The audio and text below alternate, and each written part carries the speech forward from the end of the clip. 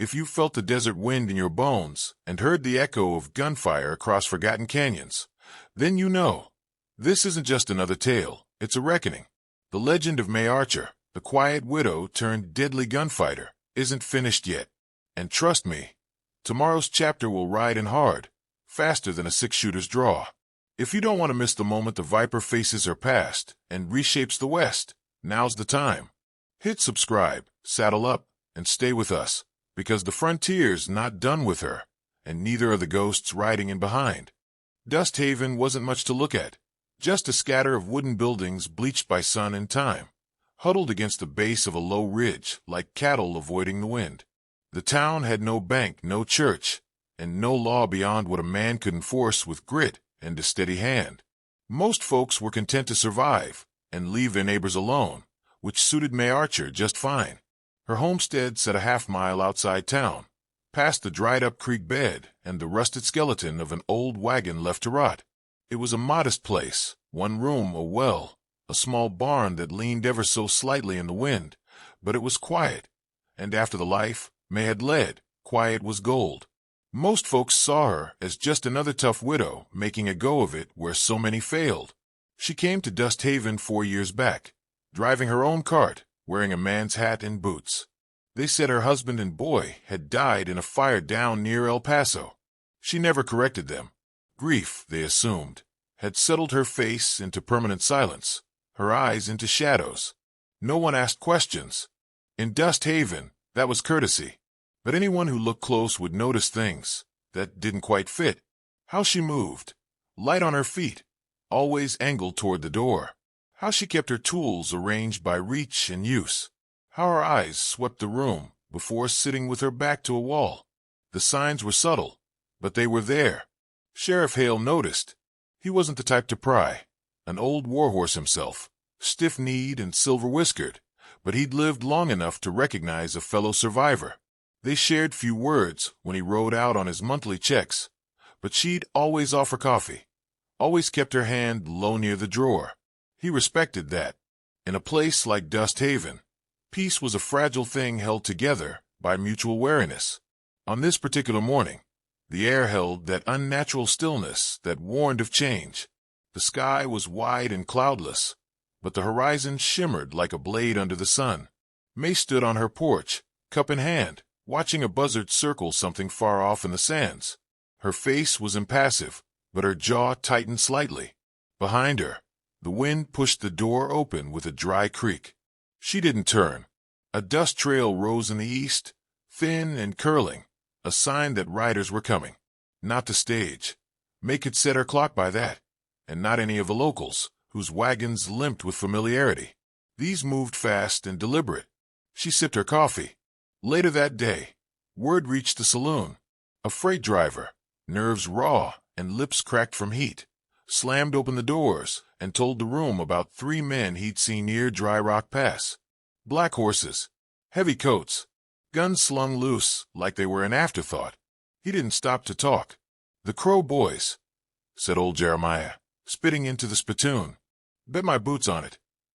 Whispers followed, like dry grass catching fire. The Crow brothers were legend, 3 sons of a Confederate raider turned outlaw, raised on lead and hate. They'd left a dozen towns bleeding between Texas and Arizona. No sheriff had held them, no posse had brought them back. They robbed and killed without remorse, always moving, always one step ahead of the gallows. "They'll hit the town?" someone asked. "Nah," Jeremiah said. "Too small. Ain't worth it." Heads turned slowly toward the window, past the dusty glass, and into the desert, toward May Archer's homestead. "Gold," whispered the bartender. "Her husband struck a vein before he died. Left it all to her." Speculation festered. Some said it was buried under the barn. Others claimed she had Confederate silver. Nobody knew, but greed didn't care about truth. The Crows wouldn't ask nicely. Sheriff Hale rode out at dusk, his old mare reluctant on the trail. He found May by her well, tying back her hair with a strip of leather. "I heard talk," he said, keeping his tone casual. "Figured I'd stop by." She nodded once, wiped her hands on her trousers. "They coming?" He hesitated. "Maybe. You could come into town. We'd find a place for you. May didn't smile, but something shifted in her eyes. Cool, Flinty. This land's mine. Ain't leaving it. I could post a watch. No need. The silence that followed was long and not entirely comfortable. The sun was slipping down now, a fat red disk drowning in the horizon. Coyotes yipped in the distance. You sure, May? She looked at him then, full on. Her eyes were like cooled iron, not hard, just forged. I'll be ready. He didn't press her, just touched the brim of his hat and turned his horse around. He didn't ride fast, but he didn't dawdle either. That night, the wind changed. May lit no lamps. She sat at her kitchen table and opened a small wooden box carved with old Spanish patterns. Inside lay a revolver, not dusty or rusted, but clean, oiled, and loaded. Its handle was worn smooth from years of use. She set it gently on the table and reached for a small folded cloth. Inside were bullets etched with marks, each one deliberate. She wrapped a leather belt around her waist and checked the fit of her boots. In a drawer beneath the floorboards, she retrieved a knife, a coil of wire, and 2 small pouches of powder sealed in wax. Each item placed with care, each motion without waste. She moved like someone following a ritual learned long ago. Her face never changed. Outside, the night was absolute. She climbed onto the roof with the ease of a much younger woman and lay flat near the edge, wrapped in shadow. From there, she could see the ridgeline. The desert breathed slow and deep, whispering secrets across the sands. Sometime near midnight, the hawk came. It circled once above her, a dark silhouette against the starlit sky, then vanished without a sound. She watched it go, lips parting just slightly. Old instincts stirred, the kind that never truly faded. She lay back, one hand on her revolver, the other on the warm tin roof. Her breath evened out, her heartbeat slow and steady. They were coming, and she was ready. Silas Crow had the kind of face carved from years of dust, blood, and resentment. His eyes were black as spilled oil and twice as slick. He rode at the front, reins loose, jaw set. Behind him, his younger brothers followed without question, Rowan with a permanent sneer and a scattergun slung over his shoulder, and Deke, wiry and twitchy, chewing on a piece of sagebrush like it might keep his nerves from showing. They had crossed into the Dust Haven Basin just before sundown, the trail behind them long and marked by a wake of broken things, barn doors, vaults, and bones. Silas didn't bother hiding their path. He believed in speed and fear more than stealth. She's alone, Rowan asked, squinting ahead at the shimmering line of the horizon. One woman, widow, maybe 50. Some say older. Silas spat and wiped his mouth. Supposed to have gold buried somewhere on that patch. Sounds like a ghost story, Deke mumbled. Whole damn town acts like she's some kind of witch. Silas glanced back at him, expression flat. Witch or widow, she dies the same. They made camp near a twisted tree stump that looked like it had been struck by lightning long ago.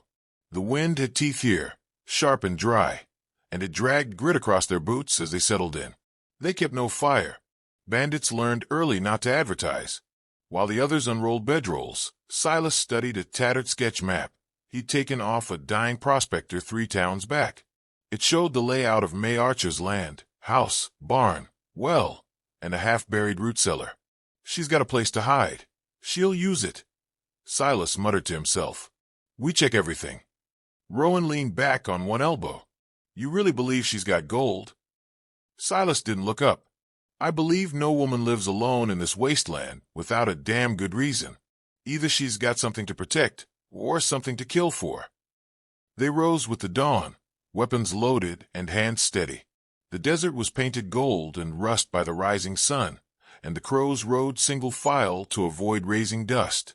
Silas's rifle sat ready across his lap. His eyes never stopped scanning the ridgelines, the cactus shadows, the buzzards riding warm drafts high above. May Archer's homestead appeared like a mirage, quiet, still, innocent. She's outside, Deke whispered, pointing. May stood by the well, hanging a bucket on the rail. Her back was to them, her long coat flapping lightly in the breeze. Chickens clucked nearby. Smoke curled lazily from her chimney. She don't even know we're here. Rowan said, chuckling. "This'll be easy." Silas didn't share the smile. Something in her posture set off warning bells deep in his chest. She didn't look surprised. She didn't look like someone unaware she was about to die. He raised his hand. "Circle wide. Rowan, take the barn. Deke with me. Move quiet." The three split, their horses trotting off in practiced arcs. Rowan dismounted behind a cluster of mesquite and made his way toward the barn, scattergun ready. The door hung slightly ajar. He eased it open, peering inside. Empty. Or so it seemed. Light filtered through the slats, illuminating a stack of hay, a rusted plow, and a few barrels. Rowan crept forward, steps measured, breath held. Then the world shifted. A wire caught his ankle, yanked hard, and a boom exploded in his ears as a flash of light blinded him. He hit the ground hard, coughing, stunned. A second wire snapped taut, and the barn door slammed shut behind him. He fumbled with his gun, but another snap sounded, and a cascade of heavy feed bags dropped from above, pinning him beneath 100 pounds of choking weight. Outside, Deke flinched at the sound. What the hell was that? Silas didn't answer. His gaze was locked on the woman still standing by the well, bucket in hand. She turned slowly to face them. She wasn't surprised. She was waiting. May dropped the bucket. It hit the ground with a dull thud, and in the same breath, she drew a revolver from beneath her coat and fired. Deke went down screaming, clutching his thigh. Blood sprayed into the dust. He rolled, yelling curses, trying to crawl behind the water trough. Silas threw himself from his horse, rolled, and came up behind a low stone wall. His rifle barked once, and the bullet cracked through the space where May had stood. But she was already moving, slipping behind the corner of her cabin like a ghost. He growled low in his throat. "She's fast," he muttered. "Too damn fast." Deke moaned louder. "She hit me bad, Silas." "Shut up and keep your head down." Silas circled toward the barn, half-crouched, expecting another shot. None came. He passed Deke, who was pale and shivering now, blood seeping through his fingers. "She was waiting," Deke whispered. "She knew." "How'd she know?" Silas didn't answer. He moved with purpose now, fury bubbling beneath his skin. This was supposed to be easy. A quick strike, gold in their saddlebags, a vanishing trail. Instead, one brother was trapped, another bleeding, and he hadn't even seen her face clearly yet. He reached the barn and pried open the door. Rowan was pinned beneath a heap of bags, coughing, bruised, and furious. "Get me the hell out of here." Silas hauled him up with one arm. "You all right?" "Mostly. Damn near lost a leg." "She set traps. She's not just defending. She planned this." Rowan spat dust. "Then let's burn it down." Silas considered that. Fire would work, sure, but gold didn't survive fire. And the woman, this May Archer, she wasn't the type to panic. Fire might not flush her out. No, this called for precision. They circled the house together, Rowan limping slightly. Deke was still groaning, curled like a dying dog in the dirt. The front door was shut now, the windows dark. Silas signaled Rowan. "Watch the back. She'll bolt. They always bolt." He approached the porch with slow, deliberate steps. His rifle was raised, his finger tight on the trigger. He kicked open the door. Nothing but silence. The room was empty, table, stove, shelves, a few scattered dishes. But no woman, no sound. And then, the creak of wood above. Silas dove left just as a shot rang out from the rafters. The bullet clipped his shoulder, spun him to the floor. He rolled behind the stove, cursing, blood trickling from beneath his collar.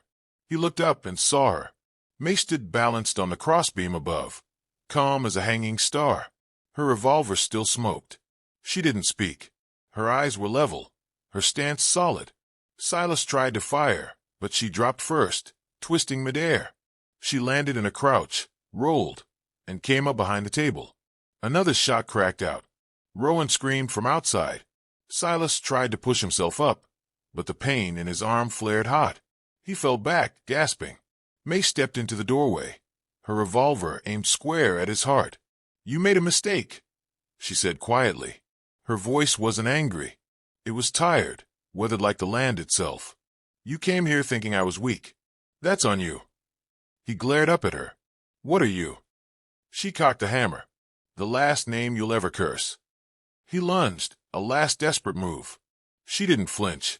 The shot echoed across the sands, crisp and final.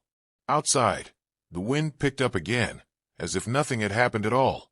May lowered the gun, exhaled once, and walked outside, boots crunching over blood-soaked dust. Rowan was crawling toward his horse. He didn't see her coming until her shadow fell across him. He looked up, terror overtaking the pain.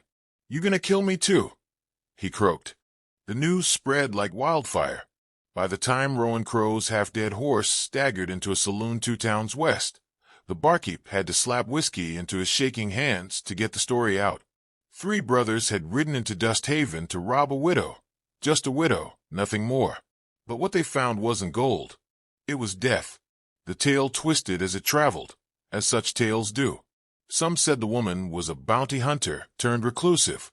Others claimed she'd once led a Confederate death squad and vanished with their payroll. One drunk swore she was a Pinkerton who'd gone rogue. But all agreed on one thing. The Crow brothers had met something meaner than they were, and one had lived to warn the rest. Back in Dust Haven, Sheriff Hale stood outside the jailhouse, watching the sun bleed over the desert's edge. He hadn't slept. A rider had come through the previous night, wide-eyed and near-frantic, speaking of smoke at the Archer homestead, shots echoing against the cliffs. Hale had saddled up before dawn. He found the place half-silent, the smell of gunpowder still fresh. The barn doors hung open. A few chickens pecked nervously at the blood-soaked earth, and May stood by the porch, dragging a corpse toward a shallow trench she'd dug herself. "Morning, Sheriff," she said without turning. Her voice was steady. Hale dismounted, boots crunching softly as he approached. "I saw the buzzards. Thought I'd find trouble. You found the end of it." He looked around. 2 bodies, Silas and Deke, each bloodied and stripped of weapons. The 3rd brother gone. "I let that one live," she added, nodding toward the eastern ridge. "Figured it'd save us all some trouble down the line." He took off his hat, turned it in his hands. "They hurt you?" "Not enough." He paused, studying her. "You going to tell me what really happened out here?" May didn't answer right away. Instead, she lowered the shovel, wiped her hands on her coat, and sat down on the porch step like she'd just finished tending the garden. "Once," she said slowly, "I went by another name. Folks called me Viper." Hale blinked, but said nothing. The name didn't need explaining. The Viper was a whisper across half the frontier, an assassin, a gun for hire, a myth used to frighten men who thought themselves unkillable. "No one knew what I looked like," she continued. "I made sure of that. In and out, clean jobs. No chatter. Worked for marshals, railroad men, even a judge down in Yuma once. I never stayed long anywhere." Hale leaned against the rail, not interrupting. "But it catches up," she said, eyes scanning the horizon. "You can kill bad men for good reasons, and it still leaves a stain. I wanted out. Got married. Had a son. Started thinking maybe I could leave it behind." Her voice faltered just slightly, like a crack in iron. "They found us. Men I'd hunted once. They came at night. Burned it all." She didn't cry. She didn't flinch. She just sat there, the weight of it sliding into every line of her weathered face. "I tracked every last one of them. Took 2 years. Left their bodies where the wind could carry their names to hell." Hale exhaled, slow and low. "And when it was done," she said, "I came here. Built this place with my own hands. Grew quiet. I thought if I let time pass, maybe the Viper would die and May Archer could stay." He looked at the graves. And now, May looked up at him, a storm still smoldering behind her eyes. "Now everyone knows again. That one brother I spared, he's already talking. Word will spread. Others will come." Hale frowned. "Then let me help. We could post men out here, start a watch. Dust Haven might be small, but folks'll stand with you." May shook her head. "This isn't their fight. Not yet." She stood then, every motion purposeful, as if pulled by unseen strings. Her revolver was holstered, but she walked like it was still in hand. "I'll stay as long as I can," she said, But if too many come, I'll draw them away. I won't see this town burn for me." The sheriff gritted his teeth. "Ain't your decision to make alone. I made it the day I buried my family." He saw then that there was no changing her mind, not entirely. But something else caught his attention. A figure approaching from the trail, slow and cautious. A young woman, maybe 20, rode a buckskin mare with dust on her cheeks and panic in her eyes. She pulled up near the well, hesitated when she saw May, then dismounted with stiff legs. "I'm looking for a woman called Viper," she said, clutching a rolled paper. May raised a brow. "That's a dangerous name to speak aloud." The girl nodded. "That's what they said in Dry Gulch. But I was told if anyone could help me, it'd be you." May eyed the paper. "What's that?" "A bounty. For the man who killed my father and took our land. He's running an outfit through the canyon trails, robbing and branding ranchers who won't sell." May glanced to Hale, then back to the girl. "And what do you want from me?" The girl stepped closer. "Justice." Something stirred in May's face, an old ember catching flame.